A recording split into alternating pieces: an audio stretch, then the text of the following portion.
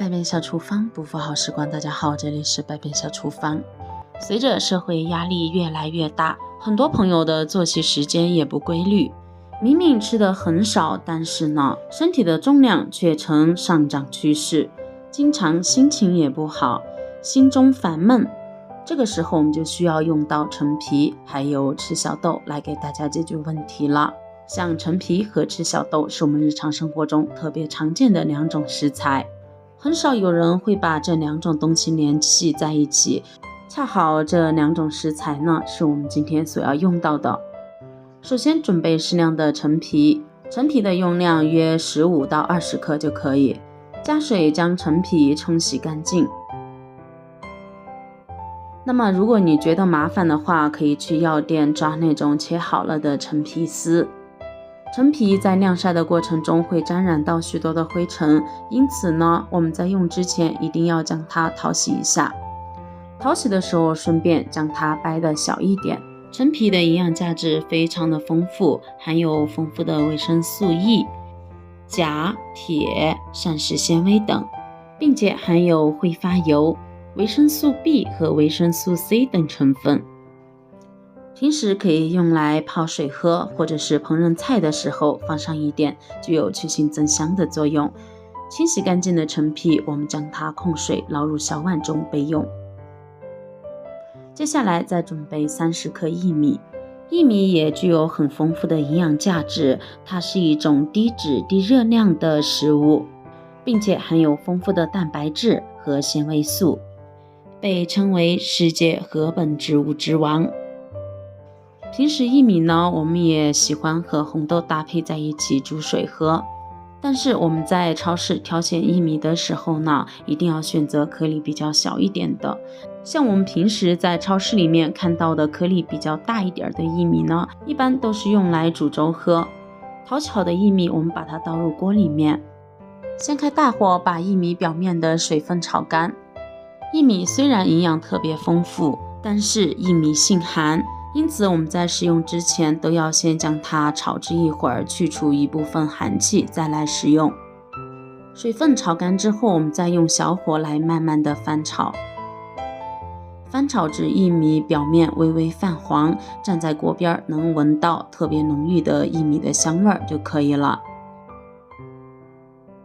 炒成这个样子，现在我们就可以将它关火倒出来，先放入碗中备用。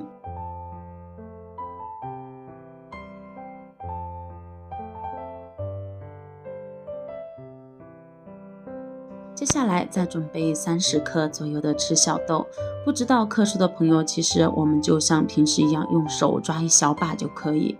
说到赤小豆，很多人都容易把它和红豆搞混了，这里呢就来给大家说一下红豆和赤小豆的一些区别。像我手上现在拿的这个就是红豆，它的外表看起来圆滚滚的。我们再抓一把赤小豆起来和它做一下对比，如果不仔细看的朋友呢，就会把它们都误认为是红豆，其实在很早之前呢，我也容易把它们搞混。像这个比较细比较长，上面的豆白看起来比较多的这个豆子就叫做赤小豆，也就是我们平常用来熬煮红豆薏米水里面所说的红豆。而这个手里面的这个豆子呢，它才是真正的红豆。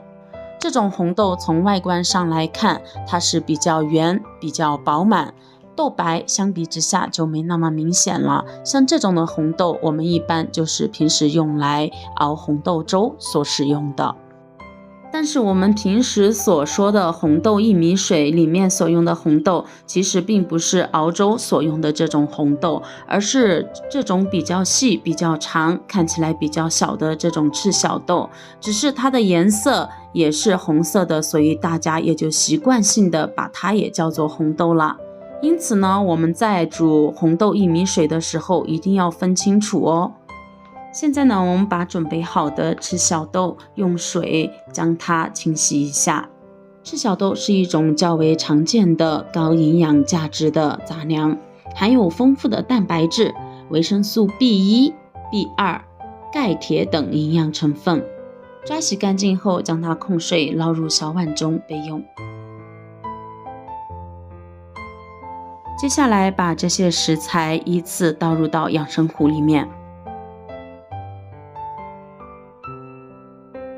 加入足量的清水。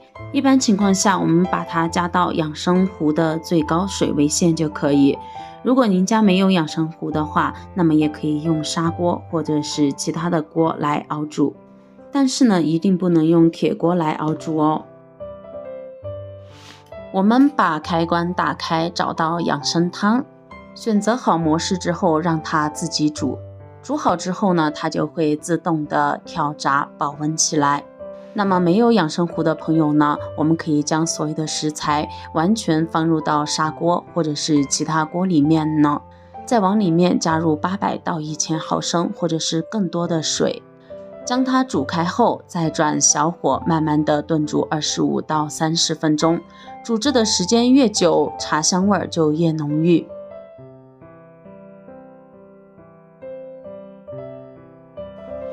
煮好之后，我们就可以将这个茶水倒出来了。亲爱的朋友们，视频都已经看到这里了。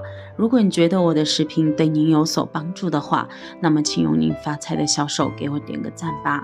您的每一次点赞和支持都是我最大的前进动力，感谢您的关注和支持。像这样熬煮出来的茶水，它的味道呢是比较淡的，而且还带着淡淡的陈皮的香味儿，喝起来非常的清爽。当然不喜欢比较淡的朋友呢，里面可以加入几颗冰糖、红糖或者是蜂蜜都可以。但是如果我们是要加蜂蜜的话，那么就必须把茶放置温热的时候再加入。如果是加入红糖和冰糖的话，那么随时都可以往里面加。搅拌均匀呢，就可以开喝了。现在呢，喝起来不仅有淡淡的陈皮香味儿，再搭配上红豆和薏米的香味儿，这道茶喝起来非常的解腻又好喝，十分的清爽哦。